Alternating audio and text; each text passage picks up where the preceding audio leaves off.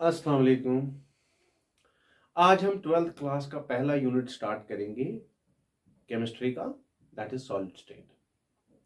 जहां तक मैटर का सवाल है, matter exists in three main states: solid state, liquid state and gaseous state.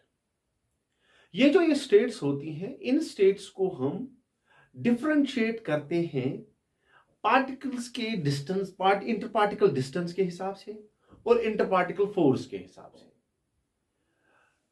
जहां तक सॉलिड का सवाल होता है, सॉलिड उस सबस्टेंस को बोलते हैं जहां पे जो कांस्टेंट पार्टिकल्स होंगे, इंटर पार्टिकल डिस्टेंस जो होगी, कांस्टेंट पार्टिकल्स के दरमियान जो डिस्टेंस होगी वो बहुत कम होगी। जब बहुत कम डिस्टेंस होगी तो डेफिनेटली फोर्स ऑफ अट्रैक्शन ज्यादा होगा। तो यहां पे मैं बोलूंगा state of matter is governed by factors, that is inter particle distance and another factor is interparticle space. मतलब जिन पार्टिकल्स का मैटर बना हुआ है उनके दरमियान कितना डिस्टेंस है और उनके दरमियान कौन सा फोर्स है, कितना फोर्स है, कौन सा फोर्स नहीं। इंटर पार्टिकल डिस्टेंस सॉलिड में, सॉलिड स्टेट जब हम देखते हैं, सॉलिड स्टेट में सबसे कम डिस्टेंस होती है पार्टिकल्स के दरमियान, that means particles like close to each other. Liquids में थोड़ा सा दूर और गैसेस में बहुत ज्यादा, बहुत दूर। गैसेस और लिक्विड्स के बारे में आपने पढ़ के रखा हुआ है। आपका मेन कंसर्न यहां पे जो है वो सॉलिड्स की तरफ देना, सॉलिड्स पे जाना है आपको। तो यहां पे हम सॉलिड्स की general characteristic, solid state that is the most important state of matter. क्योंकि अगर हम फॉर एग्जांपल अगर हम एलिमेंट्स की बात करेंगे, जितने भी एलिमेंट्स हमारे पास मौजूद है उनमें जो मोस्ट ऑफ द एलिमेंट्स है वो they exist in solid state. Out of the known elements, जो हमारे पास एलिमेंट्स है उनमें 11 एलिमेंट्स जो है they exist as gases. Only 2 elements they are present in liquid state. I am saying at room temperature. Rest of the element, जो भी बचे हुए बाकी सारे एलिमेंट जो हमारे पास है वो सॉलिड स्टेट में है। It means solid state covers most of the elements, majority, I can से मेजॉरिटी ऑफ द एलिमेंट्स। इसीलिए आपका सेपरेट यूनिट यहां पे है। वहां पे जब पढ़ा था 11th में, जब आपने पढ़ा था 11th में, आपके दो स्टेट्स आपके एक साथ थे, एक ही यूनिट में आपको कवर करने थे, लेकिन यहां पे आपका अलग स्टेट आ रहा है। तो इसीलिए हम यहां पे देखेंगे सॉलिड्स का। पहले हम देखेंगे थोड़ा simple introduction about solids, the characteristic properties of solids. Solid state जो अभी हमने बोला, सॉलिड वो स्टेट होता है जहां पे पार्टिकल्स जो होंगे, पार्टिकल्स ऑफ मैटर, वो क्लोज होते हैं। Particles of matter lie close to each other. ठीक। उसके बाद हमने बोला कि इंटर पार्टिकल फोर्स जो होता है, जो पार्टिकल्स के दरमियान फोर्स होता है, दैट इज हाई। ठीक। उसके बाद हमने बोला, हम बोलेंगे जो सॉलिड स्टेट होता है, सॉलिड स्टेट उस स्टेट को बोलते हैं जहां पे एक सबस्टेंस जो सॉलिड स्टेट में होगा, that will have a definite shape. Why? That I will explain that later. Definite shape. General characteristics की बात करता हूं, definite shape and definite volume that occupies a definite space। मतलब एक सॉलिड का वॉल्यूम जो होता है that is definite, that doesn't change। now one more property, solid state उस सबस्टेंस को हम बोलते हैं सॉलिड स्टेट में, या सॉलिड स्टेट में जब एक सबस्टेंस होता है तो उसकी एक और प्रॉपर्टी होती है, that is rigid. Solid form में एक सबस्टेंस रिजिड होता है। उसके बाद एक और प्रॉपर्टी होती है सॉलिड्स की, that is they show no fluidity. I can say they show no और low fluidity. This is a very important point, no और लो फ्लूइडिटी। ये पॉइंट यहां पे आपको समझाएंगे हम, लो फ्लूइडिटी भी समझाएंगे। ये सारे पॉइंट आप लिख लो, बाद में मैं एक्सप्लेन करूंगा एक एक पॉइंट, हर एक पॉइंट को एक्सप्लेन करूंगा मैं, ठीक है? ठीक है बेटा, वेरी गुड। नाउ सॉलिड्स की डेंसिटी जो होती है दैट इज हाई, सॉलिड्स की डेंसिटी जो होती है that's high, okay, very good. Solids के बारे में और एक पॉइंट हम लिखेंगे बेटा कि सॉलिड्स में डिफ्यूजन नहीं होता,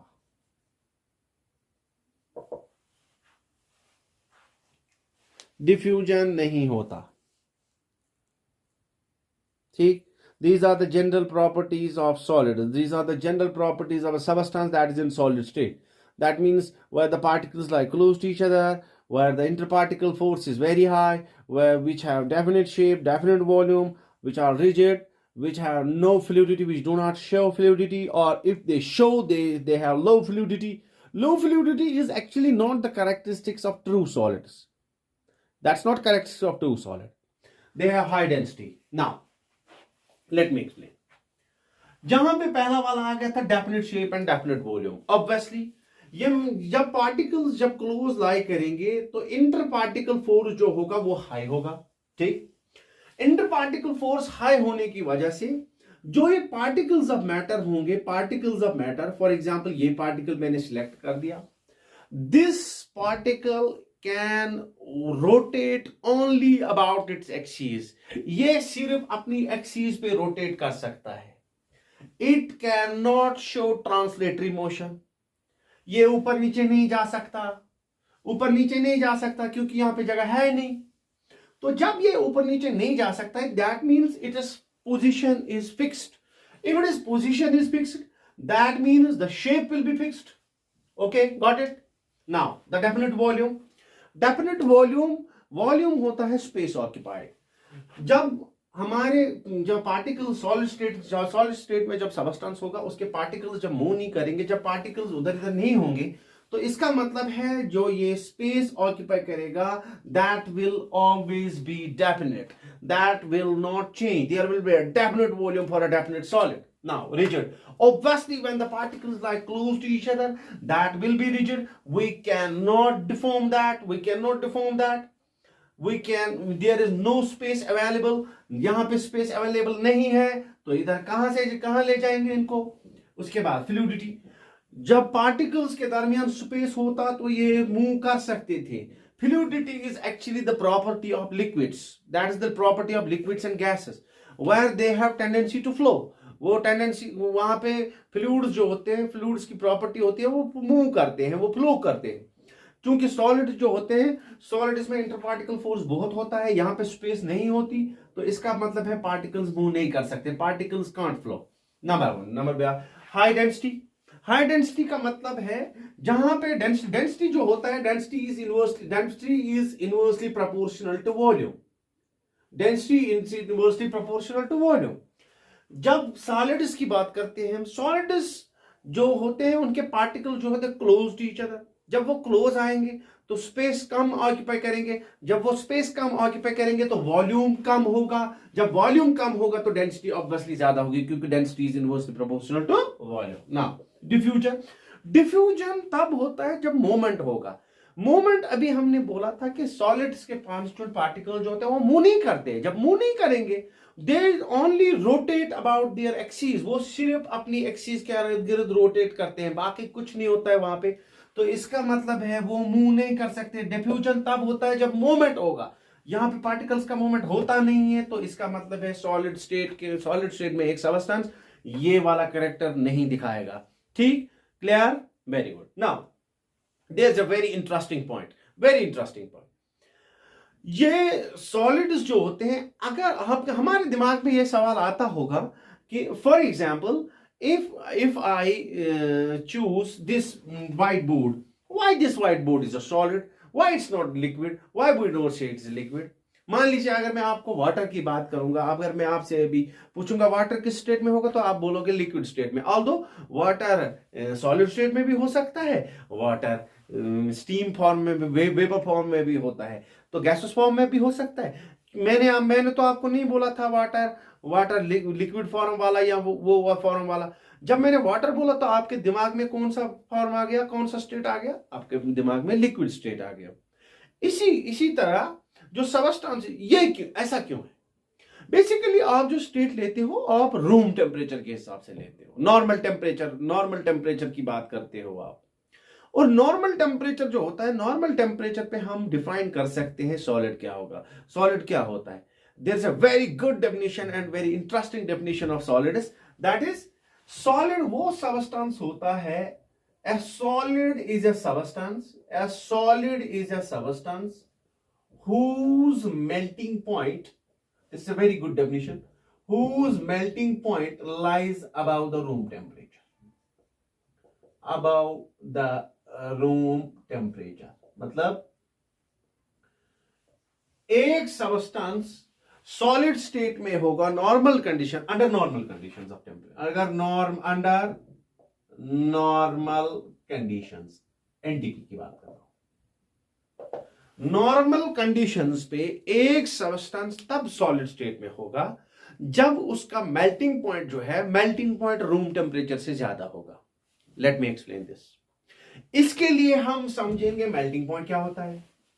मेल्टिंग जो होता है, मेल्टिंग पॉइंट वो टेम्परेचर होता है जहां पे एक सॉलिड लिक्विड में चेंज करना स्टार्ट करेगा। यहां हम बोलेंगे जहां पे एक सॉलिड मेल्ट होगा, मेल्ट करने के बाद लिक्विड स्टेट में आता है। इसका मतलब है जो मेल्टिंग पॉइंट है वो एक टेम्परेचर है, ठीक। ऑब्वियसली नाउ हर किसी सबस्टेंस का, हर किसी सॉलिड का कैरेक्टर होता है कि उसका एक खास मेल्टिंग पॉइंट होता है। चाहे मेल्टिंग पॉइंट ज्यादा हो कम हो, मुझे उससे कुछ नहीं है। तो यहां पे मुझे सिर्फ इतना बताना है कि मेल्टिंग पॉइंट जो है हर किसी सबस्टेंस का कैरेक्टरिस्टिक मेल्टिंग पॉइंट होगा। अब हम जब रूम टेम्परेचर की बात करते हैं, room temperature that is 298 kelvin, ठीक, 25 degree Celsius, 298 kelvin. 298 kelvin temperature, मान लीजिए एक सबस्टेंस है, हमारा रूम टेम्परेचर अभी जो है दैट इज 25 डिग्री सेल्सियस मान लीजिए, और हमारे पास एक सबस्टेंस है, इसका मेल्टिंग पॉइंट है 35 degree Celsius. Is this temperature above this temperature? Yes, ये टेम्परेचर जो है ये इस टेम्परेचर से ज्यादा है, ठीक। एक सबस्टेंस मेल्ट होता है, मेल्टिंग पॉइंट वो एक खास टेम्परेचर पे जिसको हम बोलते हैं मेल्टिंग पॉइंट। तो इस सबस्टेंस का मेल्टिंग पॉइंट जो है वो 35 डिग्री सेल्सियस है। मीन्स जब आपने 35 डिग्री सेल्सियस टेम्परेचर इसको दिया तब ये लिक्विड स्टेट में आएगा। लेकिन जो आपके पास टेम्परेचर है वो 35 डिग्री से कम है। जब वो 35 डिग्री से कम है तो इसका मतलब है वो मेल्ट नहीं होगा। जब वो मेल्ट नहीं होगा तो इसका मतलब है वो किस स्टेट में रहेगा? That is solid state. That's why we say a substance exists as a solid, yeah, a substance is said to be solid if if its melting point lies above the room temperature. Good, very good. Now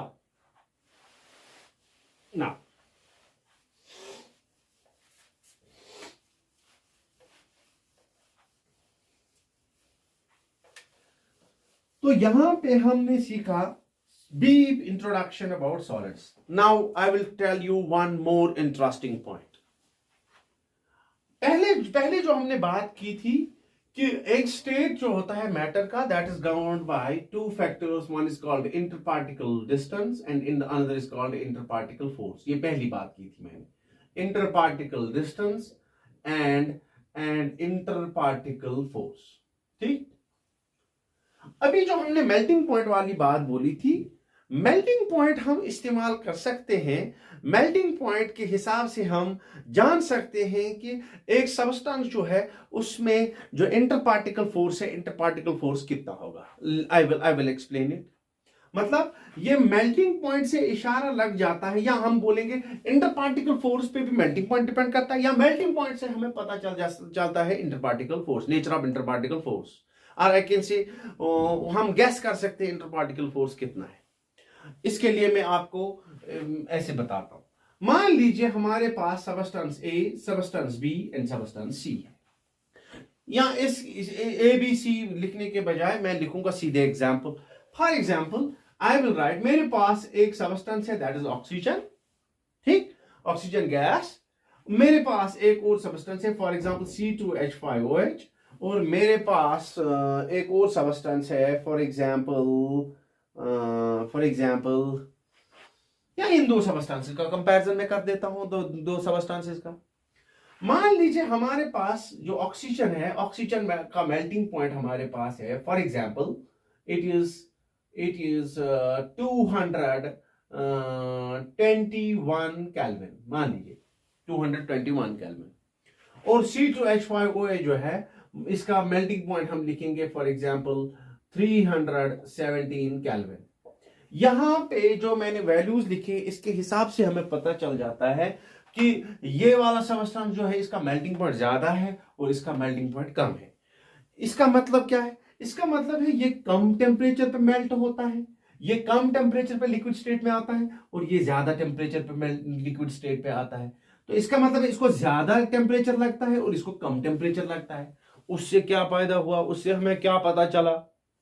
देखो बेटा क्या होता है जब हम एक substance को, solid को मेल्ट करते हैं, अभी हमने बोला था कि जो सॉलिड के पार्टिकल्स होते हैं दे रोटेट अबाउट देयर एक्सिस, वो रोटेट करते हैं एक्सिस के हिसाब से, ये उधर ट्रांसलेटरी मोशन नहीं दिखाते। तो बेटा जब हम टेम्परेचर रेज करते हैं, तो टेम्परेचर रेज करने से ये जो पार्टिकल्स होते हैं ये वाइब्रेट करना स्टार्ट कर देते हैं, ताकि ये दूर जाए एक दूसरे से। जब ये दूर जाएंगे तो तभी तो लिक्विड स्टेट में आएंगे। देखो बेटा अब इनको कितनी एनर्जी सप्लाई करने, कितना टेम्परेचर जरूरत लगेगा, ये डिपेंड करेगा इंटर पार्टिकल फोर्स पे। जहां पे इंटर पार्टिकल फोर्स ज्यादा होगा वहां पे टेम्परेचर भी ज्यादा लगेगा। तो इसका मतलब है टेम्परेचर ज्यादा, मेल्टिंग पॉइंट ज्यादा, टेम्परेचर ज्यादा लगेगा, मेल्टिंग पॉइंट ज्यादा होगा। जब मेल्टिंग पॉइंट ज्यादा होगा तो मतलब यहां पे इंटर पार्टिकल फोर्स स्ट्रॉन्गर होगा। तो इसका मतलब है ये जो दो सबस्टेंसेस है, इन दो सबस्टेंसेस में हमारा जो ये वाला सबस्टेंस है, ये वाले सबस्टेंस में इंटर पार्टिकल फोर्स जो होगा वो ज्यादा होगा और इसमें इंटर पार्टिकल फोर्स कम होगा। ठीक, hope you will have understood this concept. Since this is my first lecture, I welcome your suggestions. मैं चाहूँगा कि आप मुझे गाइड करें, आप मेरा मतलब हौसला बढ़ाए। अगर मैं ये इंसान मुकम्मल नहीं होता है, मुझसे गलतियाँ भी हो सकती है, हम एक दूसरे का साथ निभाएंगे। आप मेरी मदद करेंगे, मैं आपकी मदद करूँगा, जहाँ जितना मुझसे हो सकेगा मैं आपकी भरपूर मदद करूंगा। Thank you, good night.